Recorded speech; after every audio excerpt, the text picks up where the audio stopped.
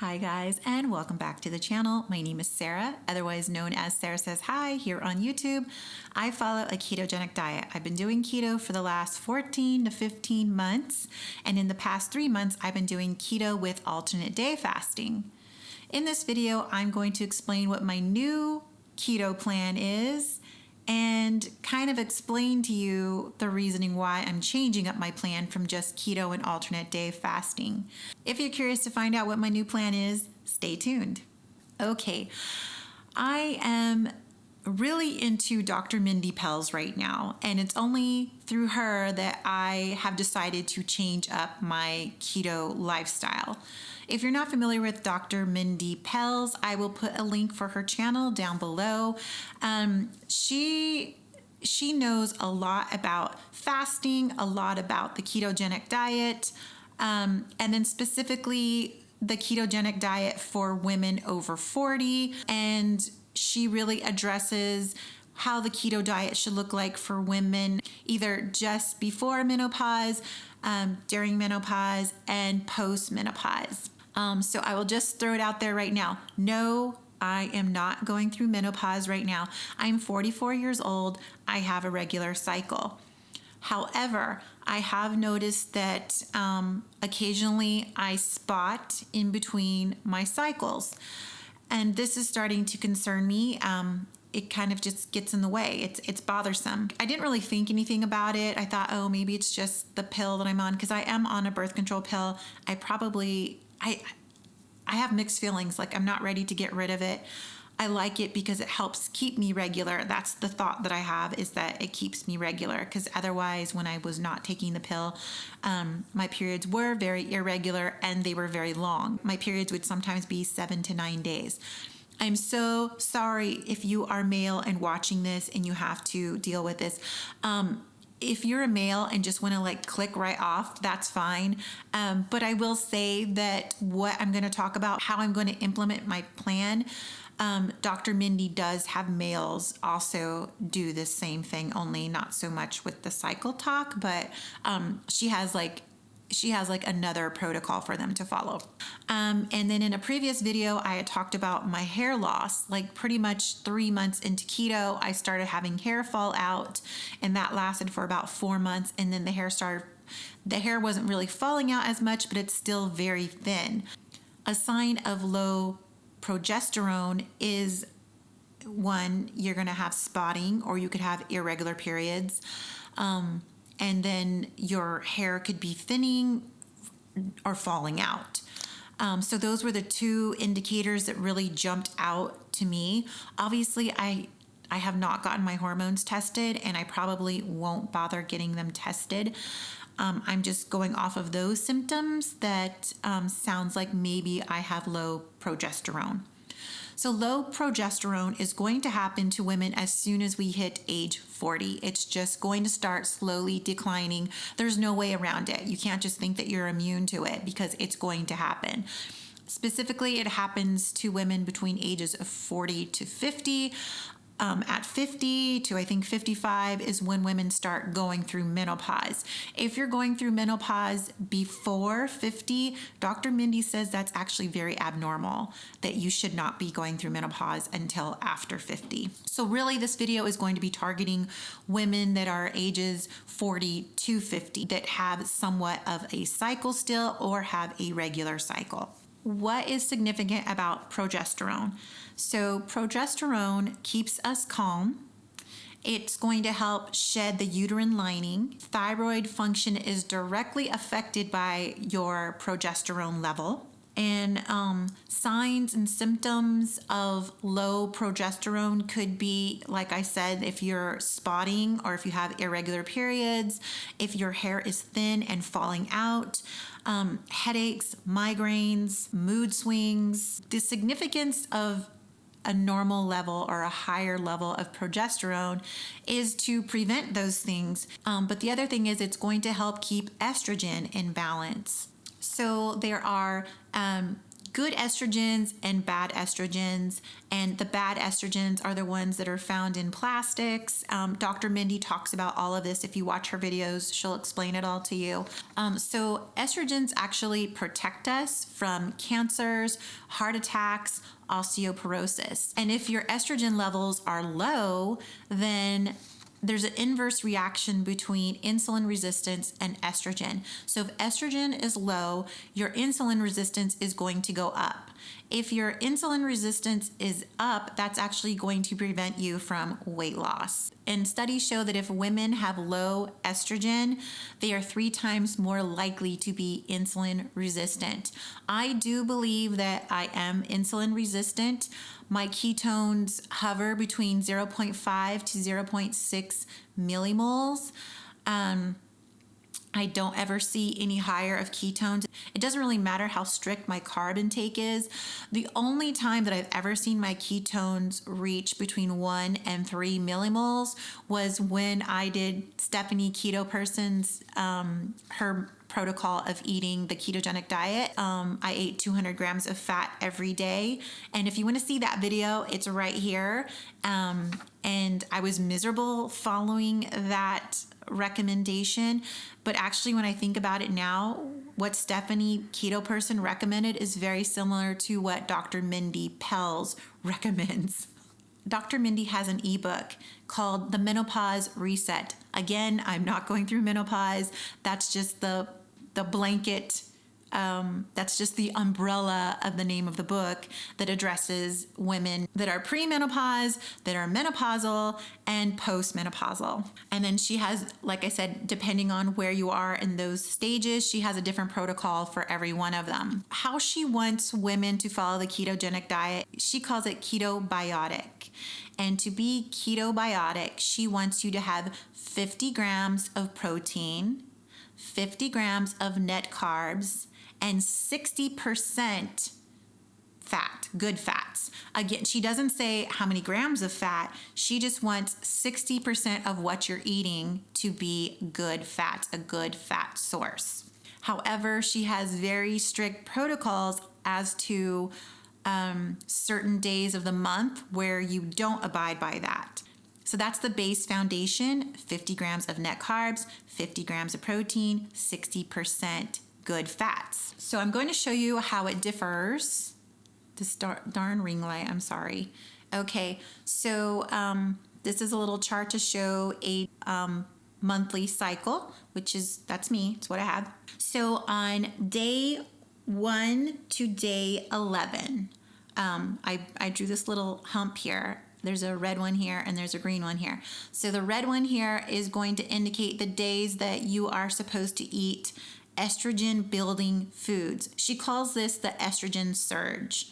Over here, days 21 through 28, I have it in green. This is when you're going to be eating progesterone building foods, and she calls that a progesterone surge. So on days 1 through 11, I'm going to follow the ketobiotic recommendation, which is that 50 grams net carbs, 50 grams protein, 60% good fats, and I'm going to be doing alternate day fasting. So from days 1 to 11 of my cycle, I will be doing alternate day fasting. I'm going to see how I feel doing the ketobiotic for a month. If I can't hang with the protein only being 50 grams, then I will switch back more to a ketogenic diet where I'm going to up my protein and lower the carbs. So next we have the estrogen surge, which is days 12 to 14 of your cycle. So what's significant about that time and why she calls it an estrogen surge? Those are the 2 days before you ovulate. So that is when you need the good estrogen. So she has you eating estrogen building foods. And you will get all of this when you get her free ebook, in case I didn't mention that. She does have the free ebook for this. The Menopause Reset is what it's called. I will link the video for it down below. And what you have to do is you have to watch the video and you have to comment down in her video the Menopause Reset. And then what she does is she'll respond to your comment with a link for you to download the ebook. It's completely free. She responded like in 30 minutes of me commenting. So she's very, very quick. I know she's in California. I think she's in San Jose actually. But so she will respond quickly. If not right away, it should be within 24 hours.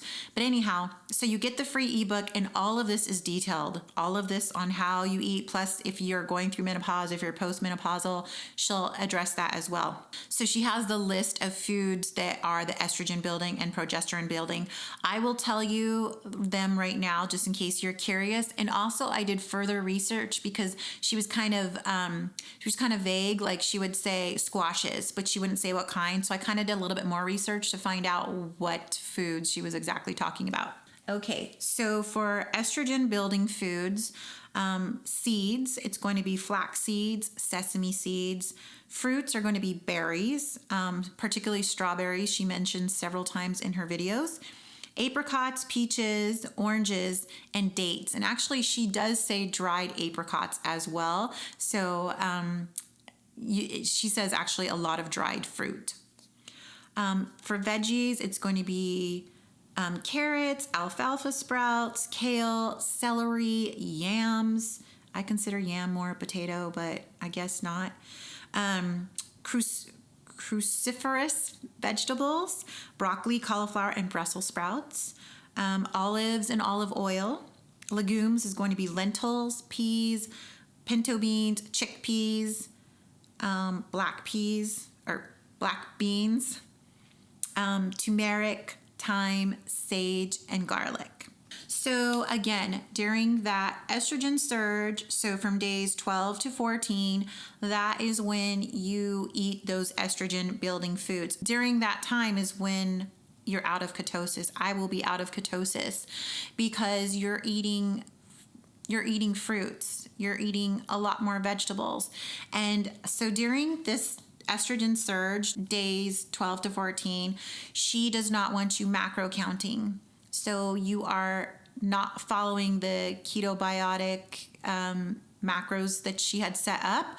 You are not counting macros. You are just trying to eat as much of those foods listed as possible. I think that's kind of scary, but anyways, we'll move on. So that's the first part right there. Oh, and then she does say if you're very concerned about gaining weight during that time, she says you are allowed to intermittent fast, but no more than 15 hours. So she recommends intermittent fasting 13 to 15 hours, no more than 15. So during days 12 to 14, I will be doing intermittent fasting. Now, days 15 to 20, there's another blank spot there. I'm free to do keto and alternate day fasting. So again, it's following those ketobiotic guidelines for the macros and alternate day fasting. Then once you hit day 21 to 28, that's the progesterone surge.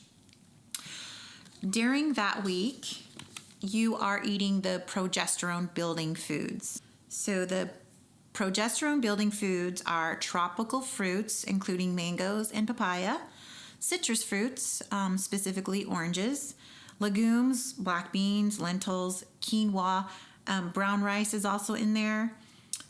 For potatoes, sweet potatoes, russet potatoes. She really likes white potatoes. She listed in there, but I'm a sweet potato person, so I'm probably just going to stick with sweet potatoes. Nuts and seeds. So for the nuts and seeds, it's specific sunflowers, hemp seeds, chia seeds, walnuts, pumpkin seeds. For your vegetables, it's going to be cabbage, broccoli, cauliflower, squashes, pumpkin, dark chocolate, cacao powder, avocados, peanut butter. So again, during days 21 to 28 of your cycle, during the progesterone building food stage, you can only intermittent fast again. So 13 to 15 hours of intermittent fasting. And once again, you're not counting macros. And then she even has something further to say that the 3 days just before you bleed, she wants you having 100 to 200 grams of net carbs. and really trying to get as much of those foods into your diet as possible. So definitely during days 21 to 28, I don't suspect there's going to be any weight loss during that week. I suspect that it's basically like 1 week of no weight loss at all. If you maintain, that's good. And then, pretty much days 1 through 20, those are the days to focus on weight loss for the month. So what is really scary about this for me is, eating carbs. Eating carbs again, it's very scary. It's so easy to eat carbs when you're not trying to be keto, but when you are purposely trying to be keto and now you're being told to eat more carbs, it is very scary, and it does give me a little bit of anxiety, I'll be honest. I do want to give it a try because obviously I want to see if it'll help prevent the spotting that's going on. It could very well be my birth control pill that is causing the spotting, but I would just like to see. So that's why I'm trying this. My other issue is I consider myself to be more ketovore. I eat a lot of protein. That's cheese, meat. That's been my thing. I have very little to no vegetables and no fruit. And the reason why I started keto in the first place in 2019 was because I was discovering that fruits and vegetables were giving me irritable bowel syndrome, a lot of gas. I couldn't handle it anymore. So that's why I actually started keto, and instantly my symptoms were relieved. I didn't have any more horrible gas pain or anything. The only time now on keto that I experience gas pain is if I eat some kind of keto snack that has chicory root fiber in it, or maltitol. My body just cannot tolerate maltitol. So I am very scared. I'm very scared that I'm going to gain weight.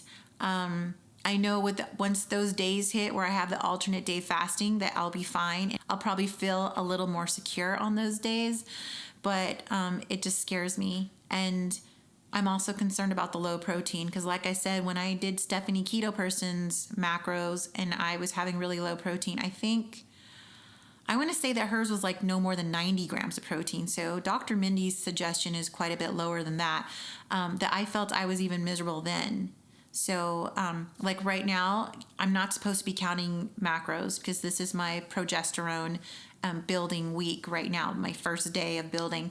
I'm at 55 grams of protein and I already feel like it's not enough. I'm going to try to do this. And I know I'm not supposed to be counting macros right now, really. So I should be eating more protein if I want to eat more protein. It's just hard. It's hard with this, like, okay, you're not supposed to count macros for some of the days of the month, but then some of the days you do, and I don't know.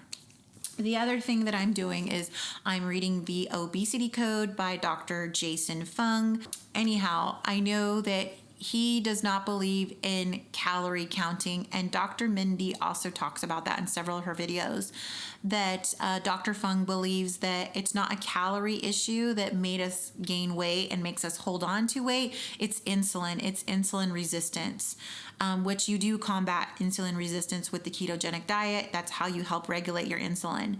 So I think that's what kind of scares me about having these days where you can just eat a little bit more. But, I have to remember that it's for building up the hormones. And I'm going to trust Dr. Mindy. She seems to know what she's talking about. I hope I explained this well to you guys. If you have any questions, please go ahead and comment down below. I will do my best to answer. I will also post the link to that video again that Dr. Mindy has you comment to get the free ebook, and you could, read it, check it out for yourself. I understand that,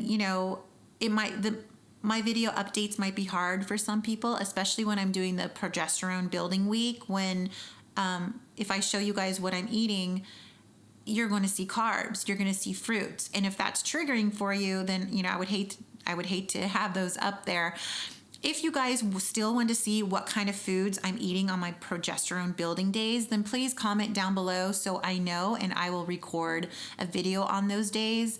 I probably will title it something like progesterone building week, something like that, so that you know that, okay, this is not her normal keto day. And if you just want to watch my keto days, you can just look out for the videos that say full day of keto eating. I definitely would not put keto eating on these. I would consider these low carb days. I wouldn't call them keto. Low carb because even 50 grams of net carbs, I consider that low carb. Even 100 grams could be considered low carb. So so I guess that's what it is. It's basically following a low carb and ketogenic lifestyle throughout the month. Anyhow, I hope you guys liked this video. If you did, please give it a thumbs up. If you're not yet subscribed, go ahead and hit the subscribe button down below. And when you do, don't forget to hit that little bell icon, and that'll notify you every time that I've uploaded a new video. Thanks again for watching, and we'll see you in the next one.